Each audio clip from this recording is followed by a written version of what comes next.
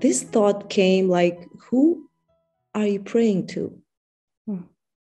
Who is the I who prays who?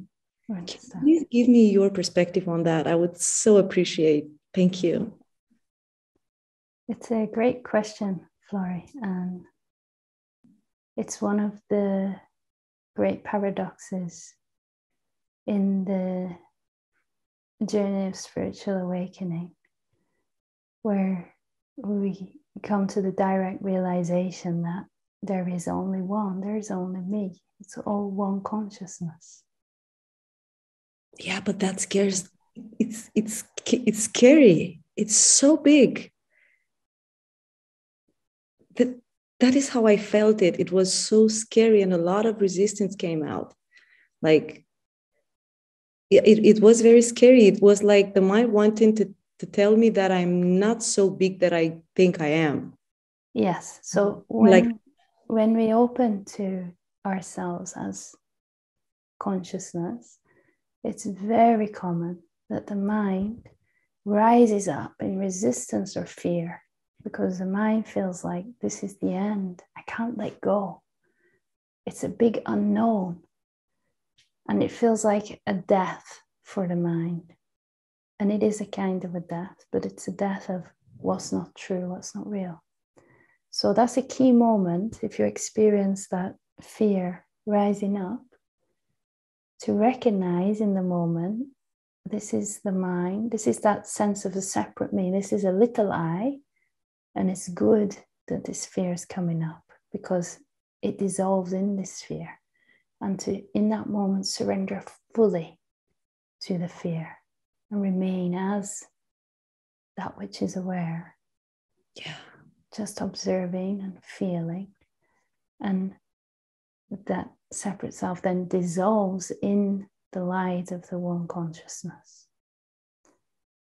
And as we abide as that one consciousness, which is infinite and unending, and there's then the recognition that there's no separation between anyone or anything, it's all one.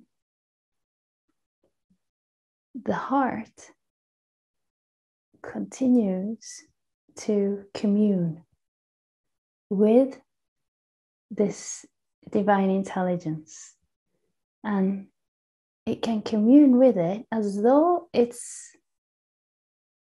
an external or separate entity, and at the same time know that it's all me. It's a bit like having two experiences at once. The knowing that I am formless, boundless, infinite, spacious awareness, and at the same time, I am a limited expression in form that's temporary. I'm both. Okay. And because I know that I'm also having this experience of this limited form, that aspect feels certain longings. It feels a longing to have friendships, to connect, to have a romantic partnership, to connect sexually. And there's nothing wrong with these things.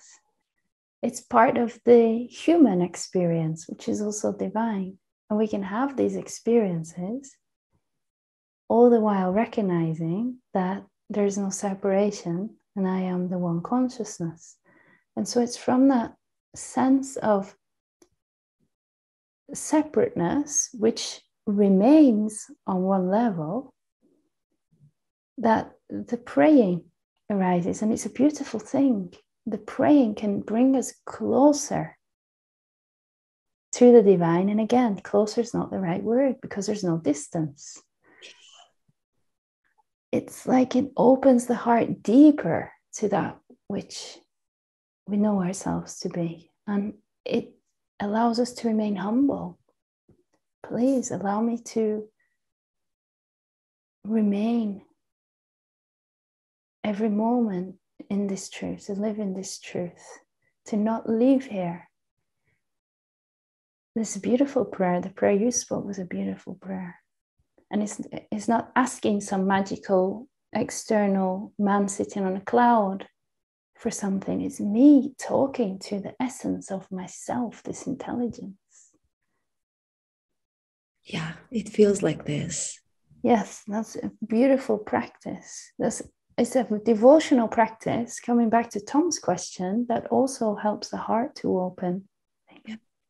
Just praying, thank you, divine consciousness, for penetrating this separate form and allowing you to know yourself as me, as one. Thank you for this blessing. Thank you for this gift. Please let me remember this in every moment. I love you. I love you so much, divine universe. It's that intelligence loving and appreciating itself.